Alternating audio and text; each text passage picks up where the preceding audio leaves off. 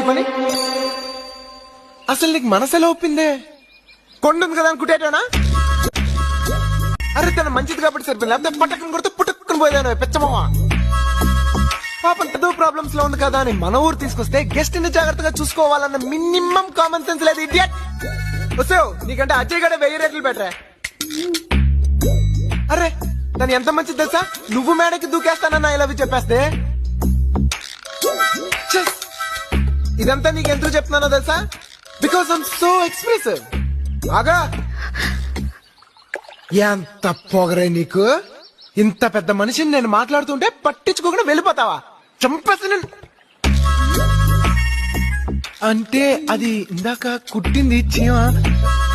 చీమేది? ఏయ్, ఎక్కడికి వెళ్ళిపోయావు నువ్వు? ఇక మళ్ళీ గాని ఇది రిపీట్ అయిందో. అబ్బా!